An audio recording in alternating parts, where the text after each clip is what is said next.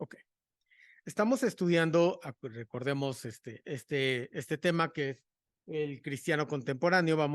Estamos en la unidad 3, que es todo lo que como cristianos debemos saber con respecto a la Biblia, cómo debemos tomar este libro como parte de nuestra vida diaria. Digo, creo que todos sabemos la importancia de la Biblia.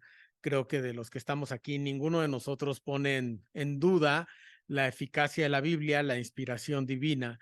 Y me atrevo a decir que somos estudiosos de la Biblia. Ajá, o sea, además, esa es una característica muy importante de la iglesia presbiteriana, el estudiar la Biblia, el tratar de aprender cada día más de ella y el basar prácticamente pues todas las creencias, siempre confrontarlas con lo que dice la palabra de Dios. Entonces, esta serie de lecciones pues están enfocadas a revisar nuestra relación con la Biblia como cristianos que vivimos en el siglo XXI. Ajá, ese es, creo, el tema toral de estas lecciones. Y ya terminamos la semana pasada la primera lección que habla acerca de perseverar en la Biblia, que es, decíamos, de tomar la Biblia como instrumento para nuestro día a día. Cómo tenemos que verla, si como un manual o como únicamente como inspiración divina. Veíamos que se puede utilizar de las dos formas porque a través de la Biblia encontramos la salvación, pero de la misma forma también nos ayuda a que una vez que hemos recibido esta salvación y que nos hemos convertido en nuevas personas, tenemos que seguir viviendo en este mundo, tenemos que seguir interactuando con todo lo que sucede a nuestro alrededor y por lo mismo, pues sí necesitamos una guía. Necesitamos una guía que nos vaya diciendo, que nos vaya ofreciendo la palabra de Dios para que nosotros podamos saber cómo actuar y cómo enfrentarnos ante cada situación que tenemos. Entonces, ya vimos esa parte en las tres lecciones pasadas y vamos a entrar a esta nueva sección que se llama Responder a la Biblia y que tiene como finalidad realmente el poder saber en qué punto de nuestra vida nosotros confrontamos todas nuestras creencias, todas las cosas que vivimos y que hemos aprendido de la Biblia hacia la aplicación básica, hacia poderlo aplicar día a día a través de todos nuestros actos, de nuestras actividades. Qué tan importante es que como cristianos demos testimonio y estemos conscientes de, de que prácticamente todos nuestros actos tienen que estar siempre amparados bajo la Biblia. Ajá. Eh, este es digamos, la introducción. Dice, el concepto de la revelación divina y de la necesidad que nos sometamos a ella no solo es razonable, sino prácticamente sano. O sea, a lo largo de esta lección vamos a ver que nuestra postura hacia la Biblia tiene que ser una postura de mucha humildad. Tenemos que estar siempre humildes hacia lo que estemos dispuestos a leer y a aprender, porque de otra forma, pues simplemente nos convertimos en estudiosos de la Biblia secularmente, ¿no? O sea, sin ningún otro propósito más que estudiar la Biblia como si fuera un libro más. Pero nosotros tenemos esta gran ventaja, a diferencia del ciudadano común, podemos llamarle así, de poder hacer nuestras cada una de las cosas que leemos. Eso es una característica de entrada muy representativa con respecto a la Biblia, con respecto a otros libros.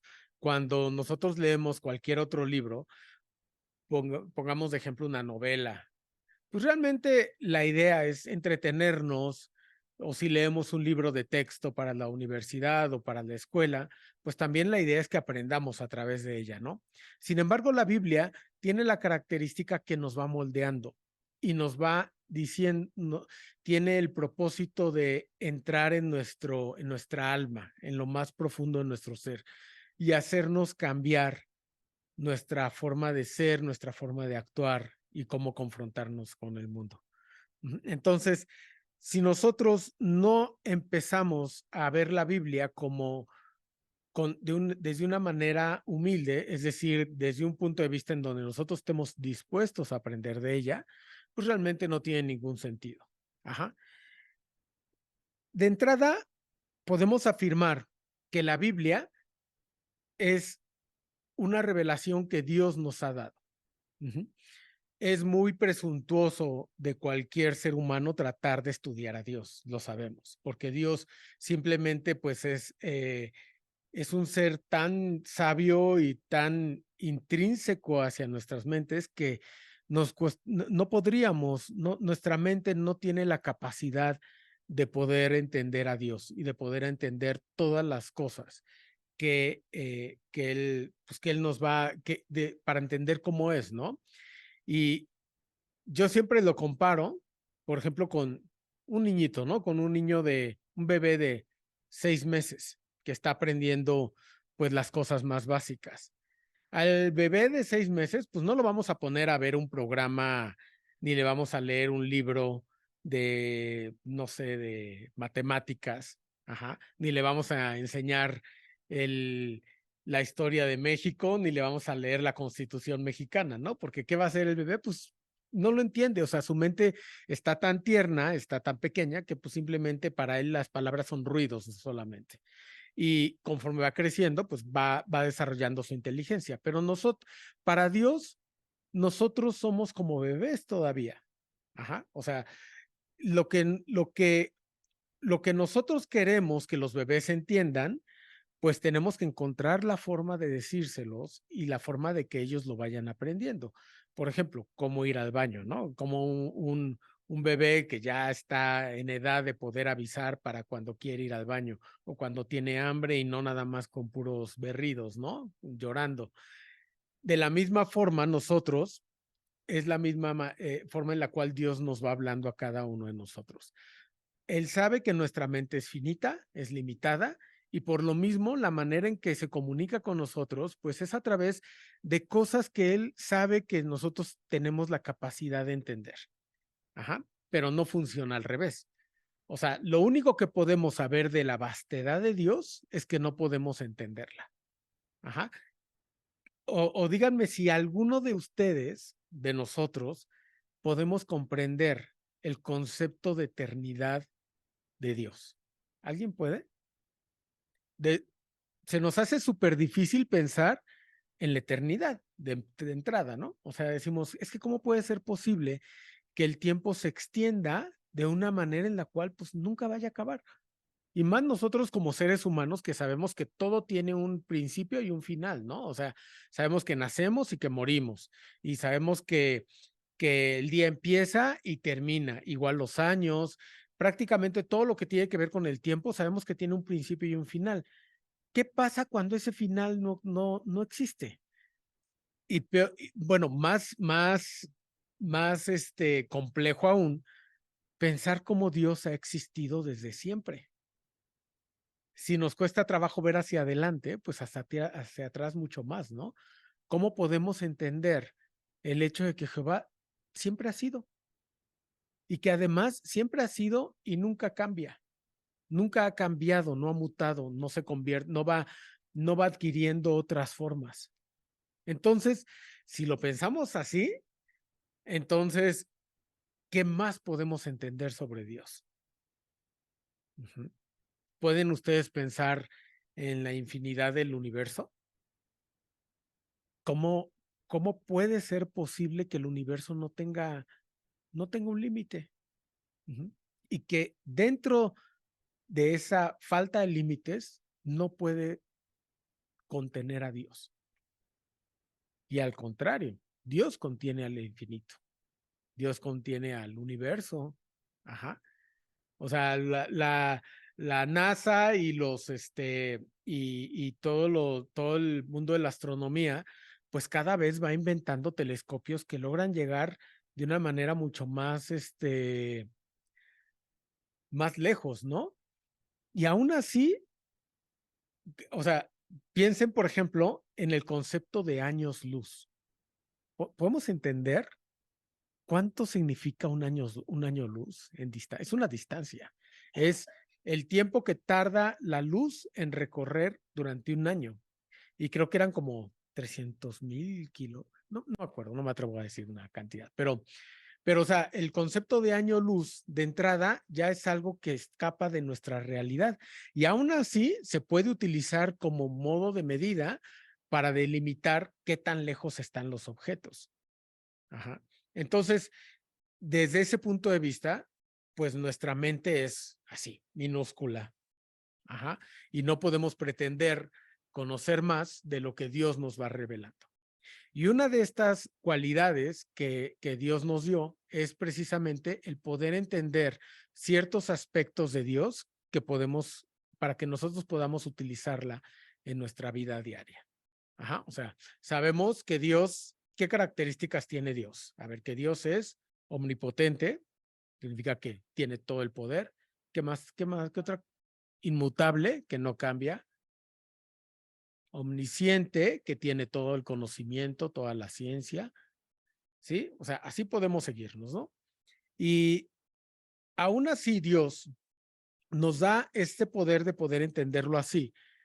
Y Él es el que nos va diciendo cómo tenemos que entenderlo. Este es un concepto muy importante. Ustedes recuerdan este pasaje donde Pablo visita Atenas y habla de que existe un altar al Dios no conocido. ¿Se acuerdan? Ajá, porque los griegos y, bueno, los romanos, los griegos romanos, pues tenían este concepto de politeísmo, en donde pues creían que todo el poder de la tierra estaba dividido en diferentes dioses y que cada dios tenía una actividad y algunos de estos dioses pues empataban con lo que creían los griegos y otros no, entonces pues realmente se formaba ahí una mezcolanza. Vemos que al mismo tiempo que estaban los romanos acá en América, pues también existía el politeísmo, ¿no? Existían los aztecas, sí, los aztecas, los mayas, que todos estos tenían la característica que también, pues, iban poniendo cada cosa que se les escapaba de la mente, que ellos sentían que no podían entender, le asignaban un dios. Ajá.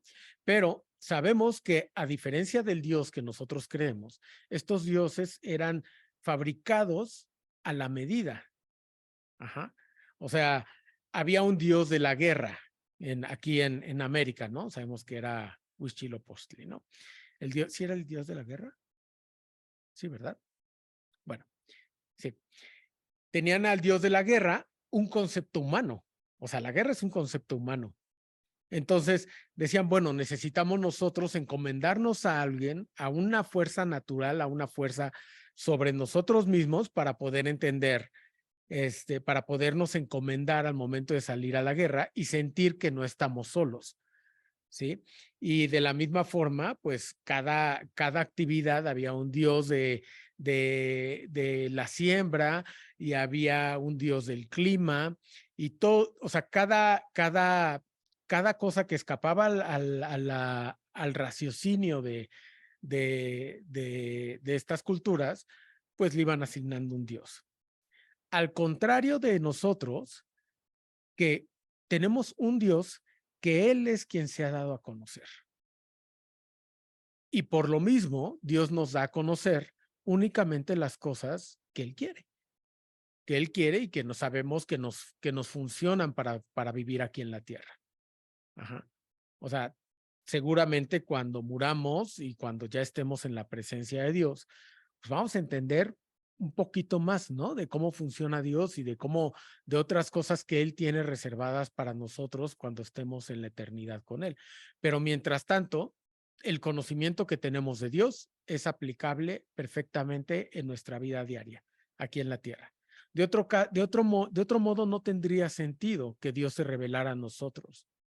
Ajá, o sea, Dios no necesita presumirnos de si Él creó otros mundos o hace cosas diferentes a las que están hechas en la Biblia, ¿no? Porque de otra forma, pues no tendríamos nosotros esa capacidad de poderlo aplicar en nuestro día a día. Claro, y a diferencia de otros dioses con de minúscula, que también pareciera que se han hecho revelar, pero a través de medios que pues en cierta forma podríamos poner en duda al no ser confiables, comprobables. Ajá.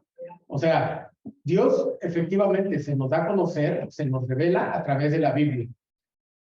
Porque en la Biblia están marcados algunos conceptos con los cuales Dios permitió que varias personas en diferentes momentos de la historia concibieran ese Dios, incluso lo vieran parcialmente, como fue el caso de Moisés, que llegó a ver las espaldas de Dios. Lo pudieran ver, precisamente poder dar fe de la existencia de Pensamos, por ejemplo, en otras religiones como las budistas, en donde, bueno, la budista, porque es una religión, en donde Dios, bueno, Alá se le manifiesta a Mahoma, a una sola persona, que de alguna forma pues no existe esta manera en la cual uno pueda contradecirla o pueda ponerla en duda, porque no hay otra forma de llegar a ese mismo concepto desde otro punto de vista. Ajá. O sea, Jesús vino a la tierra y sabemos que Él es el Cristo. ¿Por qué? Porque Él dijo, yo soy el Cristo, pero no es la única, no es el único, sabemos que no es el Cristo únicamente por lo que está escrito en los evangelios, sino porque todo lo que Jesús hizo a lo largo de su vida aquí en la tierra fue validar toda la parte del Antiguo Testamento donde se habla de Él y donde se van marcando ciertas características y ciertos acontecimientos que cuando vino Jesús se validaron. Y después de él, después del paso de Jesús aquí en la tierra, todavía se sigue validando a través de terceros, a través de Pablo, a través de Pedro, de Juan, de los apóstoles que escribieron las cartas, para que precisamente nosotros podemos saber que toda la Biblia tiene esa referencia. Y si lo pensamos, como lo decíamos la clase pasada, que la Biblia esté escrita en un lapso de tiempo realmente importante, o sea, muy, muy largo, pues entonces sí podemos decir, bueno, todo lo que viene en la Biblia es veraz. Y todavía con eso, nosotros los cristianos tenemos al Espíritu Santo, que es quien valida que nosotros lo que estamos leyendo en la Biblia sigue siendo veraz. O sea, es el Espíritu Santo el que nos da fe de que cuando leemos que yo soy el camino, la verdad y la vida, sabemos que no lo estamos leyendo como un poeta, como si Jesús hubiera sido un poeta, sino que lo estamos leyendo sabiendo y comprobando que cada uno de esos conceptos los podemos tener en nuestra vida, si no es que ya los tenemos. Entonces, el estudio de esta lección está muy enfocado a esta parte, a que nosotros podamos validar la Biblia, podamos sentir que realmente es la palabra de Dios, pero tenemos que leerla y tenemos que, en esta clase, vamos a tratar de estudiarla con toda la humildad posible, porque eso también es muy importante. Saber que todo lo que está contenido en la Biblia está sobre nosotros. Nosotros no estamos sobre ningún concepto que esté vertido en la Biblia. De ahí que ningún otro libro y ningún otro concepto puede ser superior a lo que nosotros leemos. Por eso no puede existir un complemento de la Biblia. Podemos leer libros que hablen acerca de la Biblia para que la entendamos, pero ningún libro de estos puede mostrarnos conceptos que pongan en entredicho lo que está concebido en la Biblia. Entonces, vamos a ver estos cinco puntos. Hoy creo que nos vamos a quedar en el primero, que es el discipulado maduro. El segundo es la integridad intelectual. El tercero es el progreso ecuménico. El 4 es la evangelización eficaz y el quinto es la humildad personal, que es esto que les digo, que tenemos que asumir la Biblia desde un punto de vista humilde. Sí.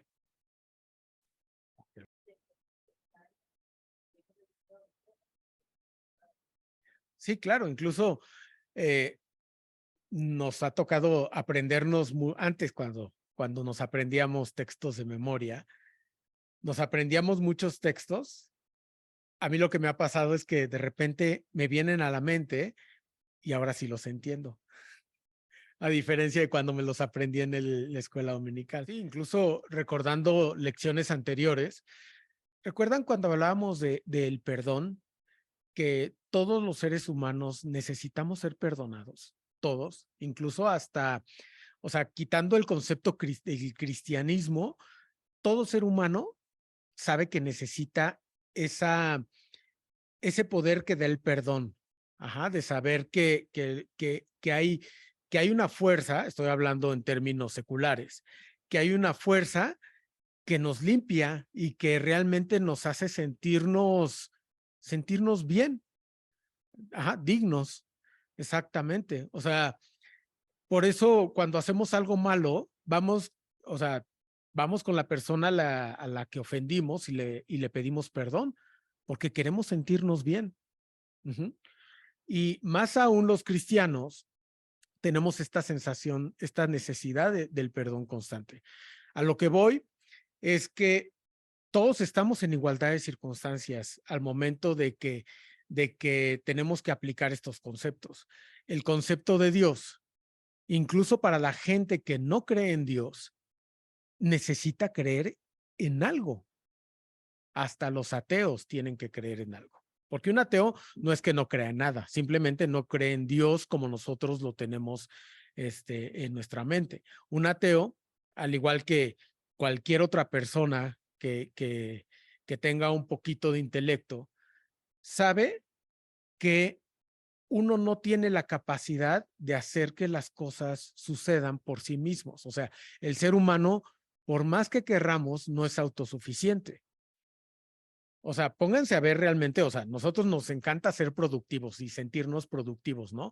Y por eso tenemos un trabajo y el día que hacemos un chorro de cosas decimos, ay, hoy sí fui productivo. ¿Por qué? Porque pues lo que hice hizo que la empresa donde trabajo pues gane dinero o que yo hice una actividad que hizo que otras personas pues pudieran convertirse. O sea, nos gusta esta sensación de productividad, pero aún así sabemos que, por ejemplo, el desayuno que comieron hoy en la mañana, quienes desayunaron, pues seguramente si se hicieron un huevito con jamón, pues ustedes no criaron a los puercos, ni tampoco tienen gallinas en su casa, ¿o no? Hay, o sea, tuvieron que ir al súper o al mercado a comprar el huevo y a comprar el jamón para hacerse el desayuno. Eso significa que no somos autosuficientes. Están los casos de los náufragos, ¿no? Que llegan a la isla desierta y que de repente pues se ven en la necesidad de valerse por sí mismos. Y hay una película que a mí me gusta mucho con Tom Hanks, que es de un náufrago que llega a la isla y y es muy real, ¿no? Porque desde que está aprendiendo a hacer el fuego, pues hasta se ampolla las manos y tiene que decidir a ver qué hago, o pesco algo o reparo mi casa porque pues llovió muy fuerte y la lluvia se llevó el techito de hojas de palma que ya había hecho, ¿no? Es prácticamente imposible que un ser humano sea completamente autosuficiente. Y aún así, este concepto de que nada está por encima de la Biblia lo vemos plasmado en, en muchas de las corrientes intelectuales que funcionan el día de hoy. Pero realmente el hecho de pensar que tenemos este poder de estar por encima de nuestro cuerpo nos hace sentir que somos autosuficientes. Ujú. Pero ¿qué pasa? O sea, yo le decía el otro día a una persona con la que estaba discutiendo precisamente esto y le decía, bueno, a ver, ¿tú decidiste nacer o no? Porque si uno realmente es autosuficiente, pues pudo haber decidido no nacer o no. ¿Quién de nosotros decidió el sexo que tenemos? ¿Quién decidió incluso quiénes eran nuestros papás? ¿Dónde nacimos? ¿Quién decidió que naciéramos en este siglo, bueno, el siglo pasado? O sea, no tenemos control sobre prácticamente nada. ¿Quién de ustedes decide ahorita no me voy a enfermar? Nadie. Todos estamos expuestos a agentes externos que nos hacen sentir que nuestro paso en la vida pues está sujeto a condicionantes que no podemos controlar. O sea, uno de los actos más extraordinarios que hizo Jesús, y tan siquiera a mí son de las cosas que más me mueven, es el hecho de que Jesús pudiera calmar una tormenta. O sea, pónganse a pensar quién tiene el poder de controlar el clima. Si de nuestro cuarto ni siquiera podemos controlar el clima, o no, ni del coche, abrimos la ventana, la cerramos, le subimos al aire acondicionado, le bajamos porque no encontramos cómo es el clima ideal, pues mucho menos podemos controlar todos los agentes externos. Entonces, desde ahí, el ser humano tiene siempre esta actitud soberbia de sentirnos que estamos por encima de la creación misma de Dios. Entonces, regresamos a la pregunta que estamos haciéndonos aquí. El simple hecho de que nosotros aceptemos a Cristo como nuestro Salvador es un acto que es concebido por el Espíritu Santo que nos mueve. Ajá. O sea, Dios en su sabiduría permite que nosotros podamos abrazar el Evangelio y aceptar a Cristo como nuestro Salvador sin necesidad de conocer nada más. Aquí y ya una vez que entramos en que hemos recibido este don, porque eso es lo que es un don, entonces empieza nuestra vida como cristianos, que es una vida en la cual pues seguimos aquí en la tierra. Ajá. Y tenemos que aprender cómo vivir aquí en la tierra con esto que hemos recibido, ¿o no? Cuando alguien se gana bueno, no está muy extremo este ejemplo, iba a decir cuando alguien se gana la lotería, ¿no? Pero cuando alguien de repente hace un buen negocio y empieza a tener mucho dinero, ¿qué es lo primero que le pasa a esa persona? Pues necesita encontrar a alguien que le enseñe cómo manejar el dinero, ¿o no? Necesita contratar un administrador. Los artistas millonarios y toda la gente que tiene mucho dinero, lo que hace es contratar empresas grandes que les ayuden a administrar su dinero, porque pues realmente es muy diferente tener 100 pesos en la cartera y pues administrar esos 100 pesos, que hoy en día pues aparte se nos van bien rápido, ¿no? Pero tener una cantidad de dinero que se nos haga muy difícil gastar o poder administrar, se nos escapa de las manos prácticamente a cualquiera. Necesitamos tener conocimiento de cómo manejar ese dinero. Por eso los bancos, cuando alguien ve que deposita su aguinaldo o deposita su fondo de ahorros, enseguida los bancos te empiezan a llamar y te dicen, es que, ¿por qué no inviertes tu dinero? Porque entonces puedes ganar más, precisamente porque nos quieren enseñar qué hacer con esa cantidad que quizá no estamos seguros que podamos manejar. La Biblia funge como ese consultor o como ese experto que una vez que hemos recibido a Cristo en nuestro corazón, pues la Biblia nos va diciendo qué hacer con eso.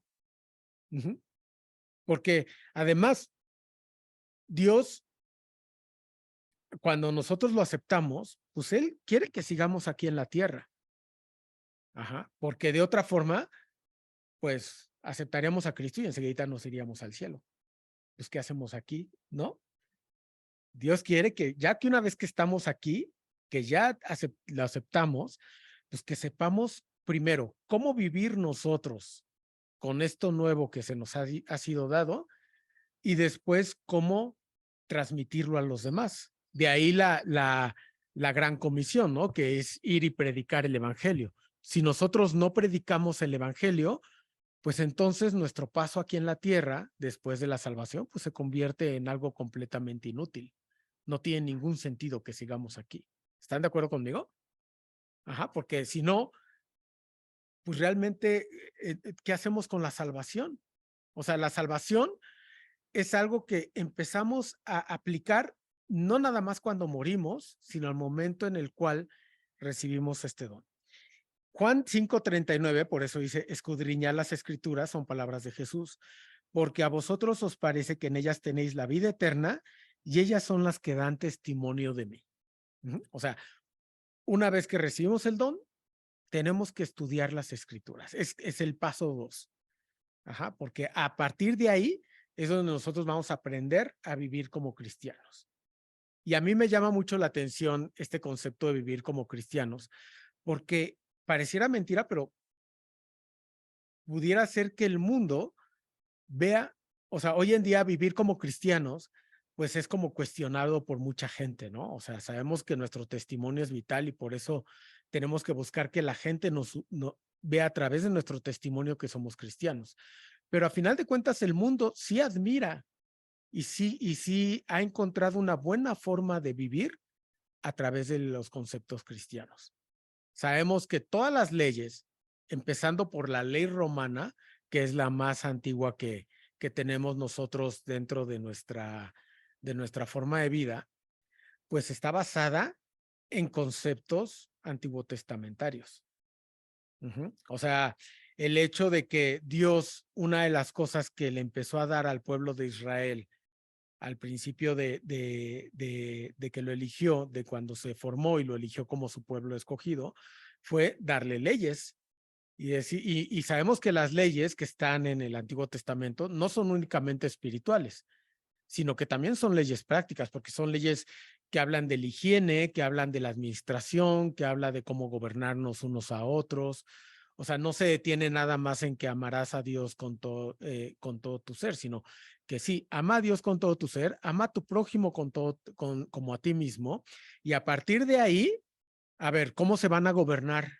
¿Cómo, qué van a hacer? ¿Qué van a hacer hasta con los desechos humanos? ¿O no? ¿Qué van a hacer cuando nos enfermemos? ¿Qué vamos a hacer cuando tengamos una disputa legal? ¿Qué vamos a hacer cuando alguien esté muy endeudado y no le podamos cobrar el dinero? O sea, la Biblia, a través de las leyes del Pentateuco, abarca prácticamente todas las esferas sociales y legales del ser humano que seguimos aplicando el día de hoy. Tan solo pensemos en el concepto de no matarás. A lo largo de la historia de la humanidad, el matar a un ser vivo, a otro ser vivo, a otro ser humano, Dios lo condena.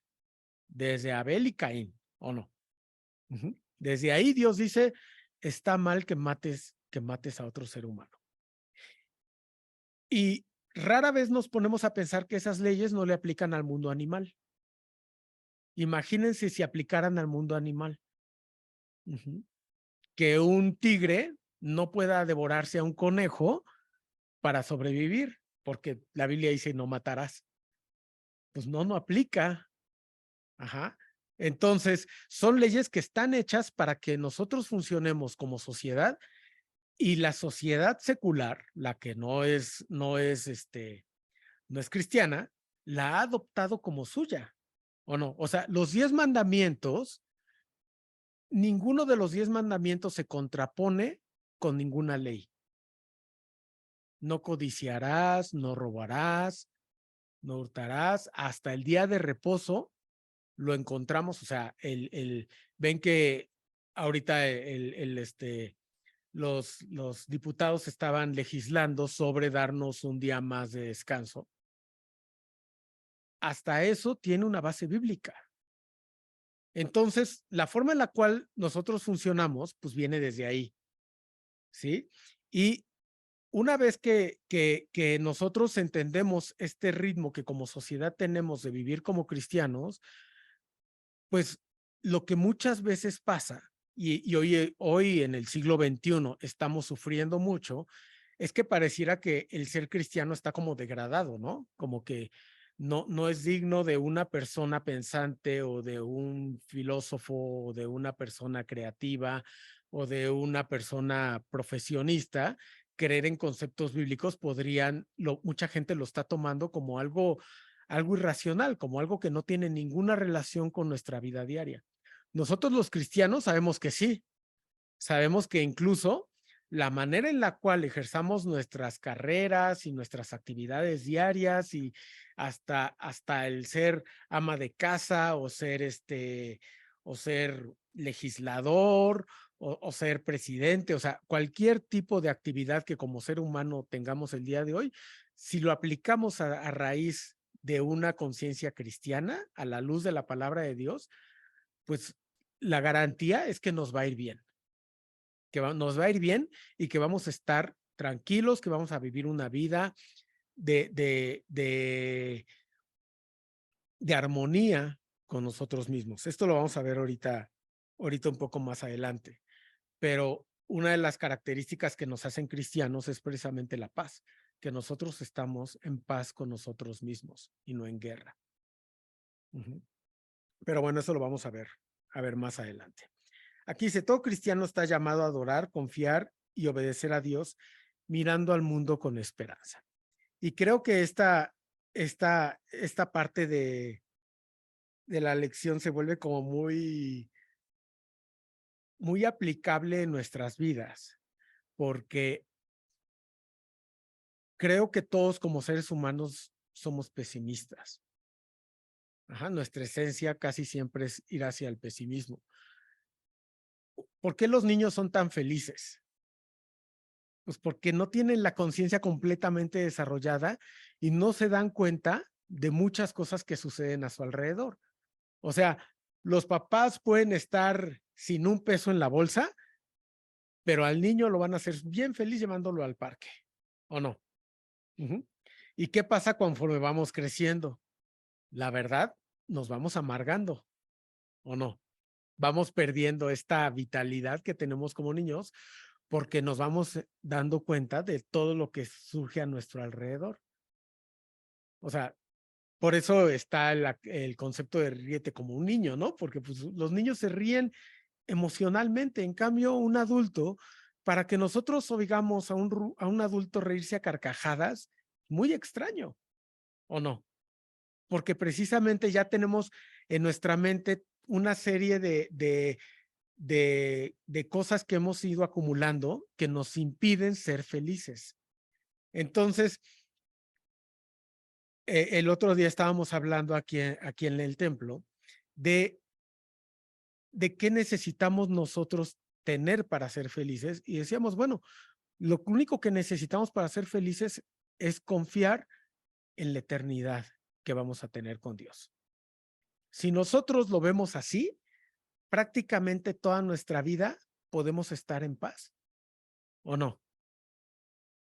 Una de las cosas que yo siempre he dicho es que cuando uno se va a ir de vacaciones, ¿a quién no le gusta salir de vacaciones? Creo que a todos nos gusta, ¿no?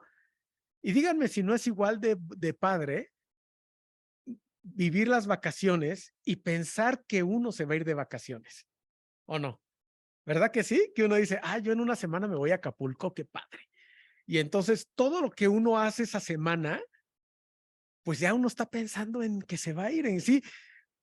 Algo que pasa bien chistoso es que en los trabajos, cuando uno va a pedir vacaciones, el último día antes de salir, tiene uno una montaña de pendientes que hacer, porque como se va a ir una semana, pues necesita resolver todo lo que tiene normalmente, más lo que tendría que haber resuelto la siguiente semana.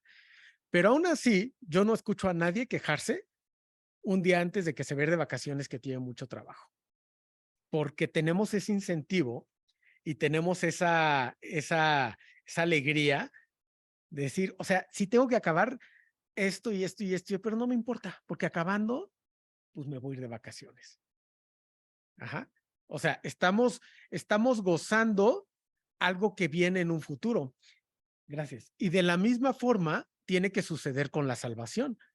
Nuestro verdadero gozo como seres humanos está en esa meta, está en ese momento en el cual vamos a estar con Dios toda la eternidad. Y eso tendría forzosamente que hacer que nuestra vida pase más ligera aquí en la tierra. ¿O no? Porque ahorita yo estoy seguro que todos estamos preocupados de algo. Todos. No hay una sola persona aquí que no tenga alguna preocupación. Si acaso en el departamento infantil sí habrá, ¿no? Los niños que no se preocupan de nada. Pero nosotros tenemos muchísimas preocupaciones que nos quitan el sueño y hasta hacen que nos enfermemos, ¿o no? Luego nos llegamos a enfermar de lo preocupados que estamos, del estrés que estamos cargando. Pero si nosotros vemos la felicidad como el punto culminante en el cual vamos a estar con Dios, pues no nos debería importar. Es como el día anterior a irte de vacaciones, que tienes montañas de trabajo, pero lo haces con gusto porque sabes que mañana te vas. De la misma forma, nosotros, todo lo que hagamos aquí en la tierra, que sabemos que es un paso efímero, que a nosotros es enorme, ¿no? O sea, 80 años es como una eternidad, ¿no? O sea, se siente como muy pesado, pero ya que estemos con Dios, pues realmente no va a ser nada. Yo estoy seguro que si tenemos así la conciencia de todo lo que hicimos en la tierra una vez que estemos con Dios, seguramente vamos a decir, y por eso me preocupaba yo, ¿o no? Nos sucede exactamente igual que como nos sucede con los niños. O sea, a un niño se le poncha su pelota y es el drama más grande del mundo. Para el niño lo es. O sea, para el niño es así como que todo mi mundo se me vino abajo porque se me ponchó la pelota y no puedo seguir jugando fútbol. Y ahorita nosotros, que ya somos adultos, vemos al niño que se le ponchó la pelota y decimos, ay, ¿y por eso llora? Deberías ver mis problemas para que realmente lloraras, ¿o no? ¿No decimos eso? Pero para el niño es otra realidad. Es exactamente la misma visión que nosotros vamos a tener una vez que estemos con Dios. O sea, todo lo que hemos pasado aquí tiende a reducirse porque a final de cuentas, si lo que nosotros estamos buscando y persiguiendo es la vida eterna, entonces el paso por la tierra se vuelve más ligero. Que son, vamos a ver los 5 puntos que teníamos aquí presentes y vamos a empezar con... Primero, o sea, apenas vamos a empezar, pero bueno, vamos a irnos más rápido. Vamos a ver que el discipulado maduro, o sea, realmente cuando nosotros asumimos la Biblia y asumimos la salvación, bueno, primero la salvación y luego la Biblia, automáticamente nos estamos asumiendo como discípulos, porque ¿para qué querríamos la Biblia si no es para aprender de ella, ¿no? Para aprender de lo que está ahí. Entonces, automáticamente nos convertimos en discípulos. Aunque no tengamos una figura que nos esté explicando la Biblia. Ajá. Entonces, nuestro propósito aquí en la tierra es llegar a un punto de madurez dentro de este discipulado. Llegar a entender la Biblia al punto en el cual todo lo que nosotros hacemos en el día a día podamos sentir que estamos obedeciéndola y que asimismo podemos seguir aprendiendo, podemos ir perfeccionando cada una de las cosas que vamos a hacer. Y vamos a revisar estos 4 puntos, que es, vamos a ver cómo llegar a la madurez a través de la adoración, la fe, la obediencia y la esperanza, que son 4 pilares que nosotros vamos a buscar en la Biblia constantemente. El primero de ellos es, es la adoración. Nuestra vida completa tiene que ser una vida de adoración a Dios, porque si nosotros estamos aceptando que Dios es el que nos está haciendo salvos, el que nos está otorgando la salvación como un regalo, pues la adoración es nuestra respuesta. Ajá, es nuestro agradecimiento de haber recibido este don. Ajá. Para adorarlo debemos saber quién es Dios y qué clase de culto de adoración le agrada. De otra forma, sería idolatría. Este concepto a mí me gustó mucho porque creo que me dio una perspectiva muy clara de en qué consiste la idolatría. La idolatría consiste en que nosotros pongamos las reglas de los objetos o de las cosas o de las personas a las que vamos a dedicarles.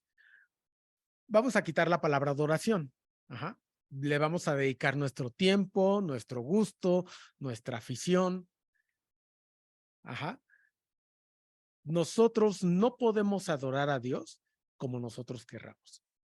Y esto creo que es el principio básico de por qué tenemos que explorar la Biblia, que buscar cómo Dios quiere que le adoremos. Ahorita en el devocional estábamos leyendo el Salmo 148 y si nos vamos a los salmos, ahí nos vamos a encontrar muchísimas maneras en las cuales Dios quiere que le adoremos. Realmente la forma, o sea, recuerden el Sermón del Monte en el cual Jesús dice, ustedes que se preocupan de todo, vean los pajaritos que no hacen otra cosa más que alabar a Dios. Todo lo que hace un pájaro es darle gloria a Dios a través de la creación, ¿no? Y si lo trasladamos a nuestra vida diaria, la adoración a Dios es nuestra vida misma, ¿o no? O sea, si nosotros vivimos bajo los lineamientos bíblicos, prácticamente todo lo que hagamos es una adoración a Dios, todo, hasta bañarnos, hasta dormir, hasta todo lo que a ustedes se les ocurra, tiene que ver, puede convertirse en una adoración a Dios. Pero esto no lo estoy diciendo yo. Ajá. O sea, cada uno de los conceptos que ustedes acaban de mencionar, pues están en la Biblia, ¿o no? Por ejemplo, ¿qué dice Santiago? La religión verdadera es, ¿alguien se acuerda? Visitar a las viudas ajá, o sea, cosas prácticas, ¿sí? O sea, yo no conozco ninguna religión que base toda su doctrina en visitar a las viudas, ¿no? Y en cuidarlas, ¿no? O sea, es la manera en la cual en la Biblia se nos va revelando que prácticamente mientras nosotros asumamos este agradecimiento a Dios de la salvación, pues toda nuestra vida se convierte en una adoración constante. ¿Y cuándo dejamos de adorarlo? Porque creo que esto sería más importante, dadas las circunstancias en las cuales nos desarrollamos. ¿Cuándo dejamos de adorar a Dios? Cuando empezamos a actuar por nuestra cuenta. Cuando empezamos a hacer cosas que están enfocadas en nuestra felicidad egoísta, cuando están enfocadas en nuestro bienestar también egoísta, o sea, todo lo que tiene que ver con el egoísmo, con el egocentrismo, ahí es donde realmente dejamos de rendirle adoración a Dios.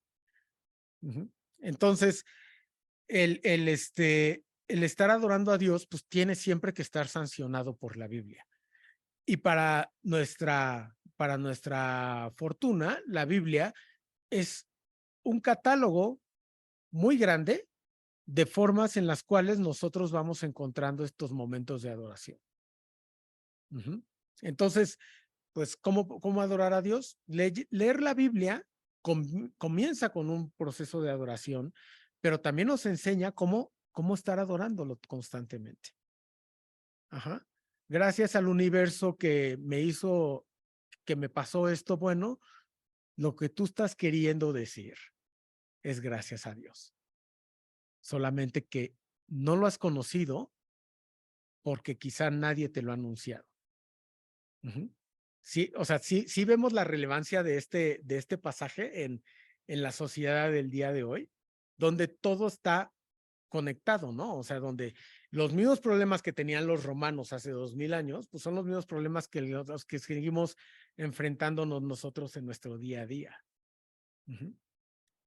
Pues muy bien, no sé si alguien tenga alguna pregunta, comentario, ¿no? Bueno, pues hasta aquí vamos a llegar el día de hoy y seguimos con la clase el próximo domingo.